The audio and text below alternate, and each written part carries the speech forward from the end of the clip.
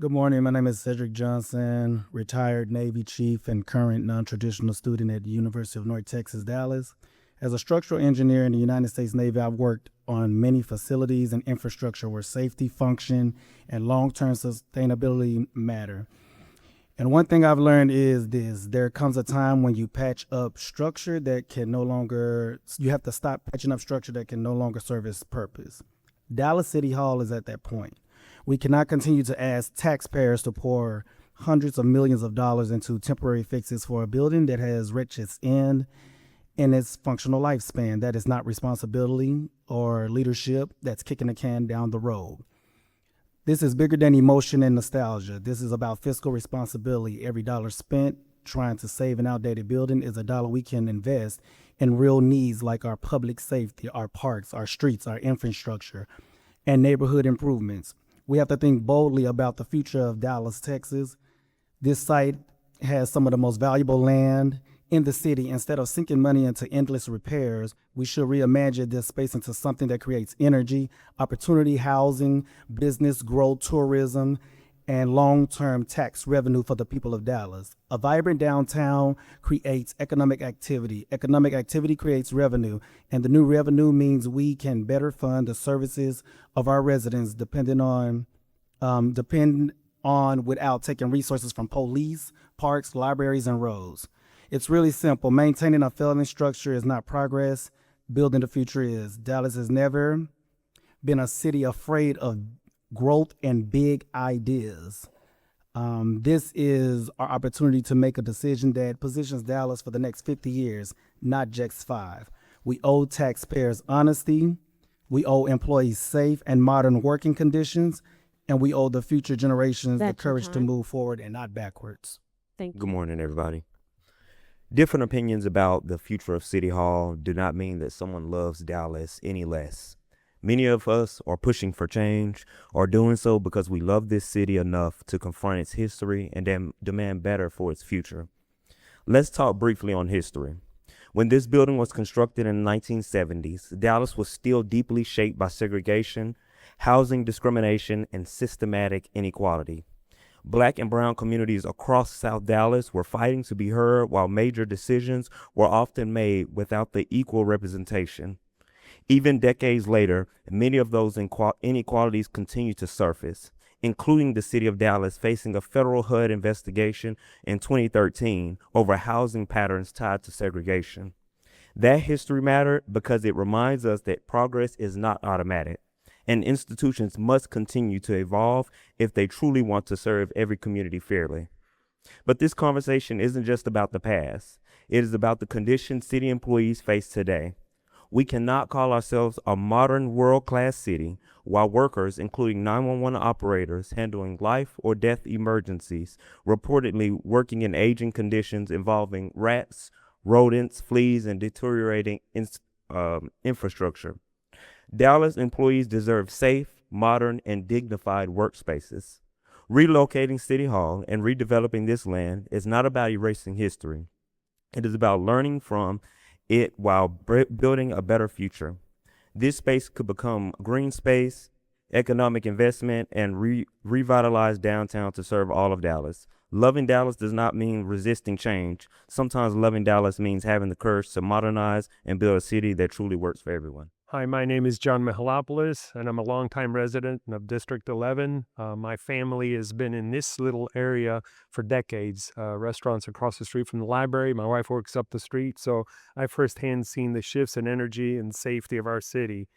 I'm here to advocate for the new stadium to be located downtown. When you look at successful urban models like San Diego, Minneapolis, Denver, you see that walkable and that connection that they get and how the city can grow, especially with the new convention center coming in. And I need to remind everybody, we have 5 IM pay buildings in Dallas. And when I walked up to this thing, you get emotional, but you got to push emotions aside, because I'm looking at tax dollars where we can investment, because the city exists on money coming in. It's about revenue. It's about growth. And the stars lined up for us. The chances of something like this happening to Dallas again, where somebody can come in and do this, and yes, it's a company that's going to make a lot of money and the greed and all that, but the city benefits from that too. Jobs, tax dollars, and the downtown. We see uptown growing and we see downtown struggling. So if the stars lined up for us for this thing to come in here and give this a second chance of the downtown having something to become a destination. And at night, this thing is a great building, but other than the protesters and the city workers and the media, who else comes here? And at night, it's a ghost town. So, other than these empty buildings that we need to fill in and move this stuff in that direction, this thing could be the starting point for the whole downtown Dallas. And I want to thank everybody for listening to me. Thanks.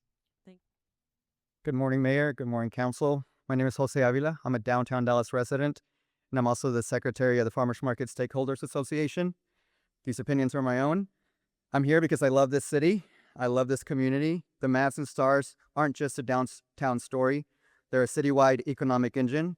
The AAC generates over $1.7 billion of yearly economic activity. It draws millions of visitors and foot traffic and supports thousands of jobs and small businesses year-round in the community. If those teams relocate north, that economic activity and revenue goes with them, along with the jobs that many Dallas residents rely on within close proximity of where they live. The loss of jobs and revenue will directly impact District 2, 14, 7, 6, 1, and 4 before trickling over to the rest of the city. Investing here isn't just about downtown. It's about unlocking opportunity for communities around the urban core that have waited for this kind of catalyst. Public dollars should work hardest where they're going to make the most impact for the overall community. Per public records, those leading the threat to sue our city and hold taxpayers hostage have professional, civic, or residential ties to the suburbs that directly benefit if our urban core weakens and our city council caves, specifically Plano. Now, I don't question these individuals' motivation being preservation. However, we cannot ignore that the legal efforts threatening to block the city from making informed and common sense decisions about city-owned land and city development is being led by individuals with roots in cities, in a city that has been our biggest competitor for economic development for decades. If Dallas hesitates, we lose, and the suburbs win yet again. The survey that the city put out shows that those that want to reimagine and relocate city outnumber those who want to stay and keep it as the status quo. Please, I urge the City Council to vote for our development, vote for equity, and vote for the City of Dallas. Thank you. Good morning, Mayor and council members. My name is Chris Thompson. I'm a born and raised Dallasite, and my wife and I are raising our 3 young children in the urban core in a 100-year-old Tudor home in Greenland Hills. I mention that because I respect preservation. The buildings and neighborhoods we inherit are part of Dallas's story, and they should not be dismissed casually. But preservation also requires judgment. It cannot only mean preserving every square foot of every building in its current use, no matter the cost or the opportunity in front of us. Dallas has found creative balance before. When the former DISD headquarters on Ross Avenue was redeveloped, the site changed, but meaningful architectural elements were incorporated into something new. That kind of thinking should be part of this conversation too. This decision is bigger than one building and bigger than any one private project. We should ask what this part of downtown can become, not just what we spend to maintain, but we have the courage to create. I spent 5 years working downtown at the Dallas Regional Chamber, and that experience shaped how I think about downtown. It is one of our most important tools for attracting people, investment, employers, visitors, and families. And as someone who has lived in and traveled often to our country's great cities, I know the places people are drawn to are the ones that feel active and connected, where you can walk to dinner, meet for coffee, see people on the street, and feel real energy. Before Dallas commits to a billion-dollar scale repair path, taxpayers deserve a clear answer to a basic question. Is this really the best use of public money? I do not believe it is. I respectfully ask you to spend taxpayer dollars repairing I respectfully ask you not to spend taxpayer dollars repairing this building. Instead, fully pursue a different future for this site, one that can support small businesses, create activity, connect neighborhoods, grow the tax base, and make downtown a place people choose to spend time. We can respect the past without letting it limit our imagination for the future of downtown Dallas. Thank you. Good morning. I'm here today as someone who believes deeply in downtown Dallas. I lived in downtown for 18 years and still work here today. I remember when downtown had only a few hundred residents. I watched it grow block by block into a real neighborhood with more than 15,000 people now calling it home. That did not happen by accident. It happened because people believed downtown Dallas could be more than office towers, parking lots, and government buildings. But today, downtown desperately needs a shot in the arm. AT&T's announcement that it will move to Plano should be a wake-up call to us all. We can debate why it happened, but the message is clear. Downtown cannot rely only on yesterday's corporate office model. We have to compete for activity, investment, visitors, and energy. We have to create places where people want to be. That is why a new major entertainment district in downtown matters. It can help connect the core of downtown with the farmers market, the new convention center district, and the Cedars into one active, walkable, and vibrant community. Missing out on an opportunity like this would be a mistake. Dallas has already watched too many major projects move north. If we don't reinvest in downtown, we will be telling residents, businesses, and future investors that the heart of Dallas is not our priority, and once again leave the entire southern sector further behind than it already is. I respect the history and architecture of City Hall, but cities are living things. They must evolve. The question before us is not whether the building has significance. That's your time. Thank you.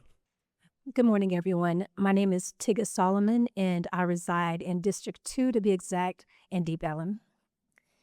And I'm here today because I believe saying yes to downtown Dallas is saying yes to opportunity, growth, and investment in the future of our city. A strong downtown benefits all of Dallas.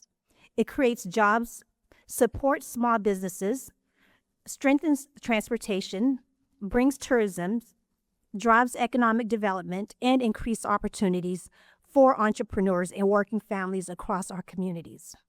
As someone who works closely with underserved communities every day, I know people want access to opportunity, access to resources, and access to economic growth. A thriving downtown creates ripple effect throughout the entire city. When downtown grows responsibly, it opens doors to minority-owned businesses, community partnerships, workforce development, and long-term investment that could impact generations to come. Dallas is one of the fastest growing cities in our country, and we should continue building a downtown that reflects the energy, diversity, and future for the people who call the city home. Thank you. Matt Houston, 1504 Boca Chica Drive, Dallas, Texas, 75232. Shouts out to Oak Cliff.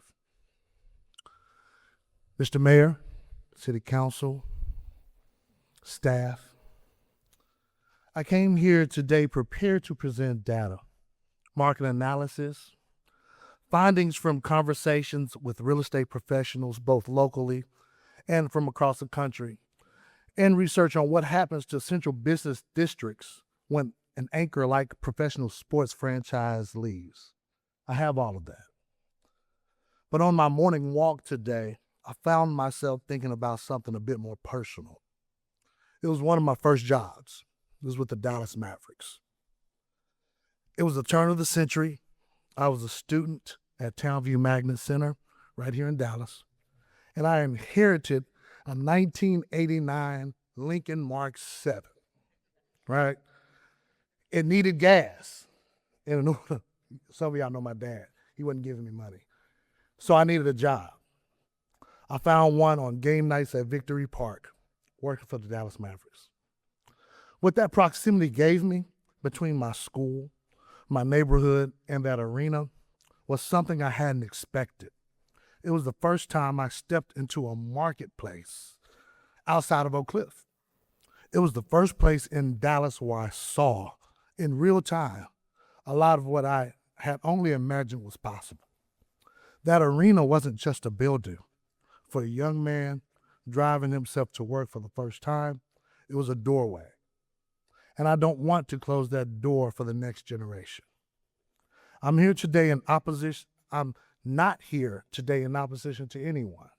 I'm here as a neighbor, That's an your time. educator, and a community builder. Thank you.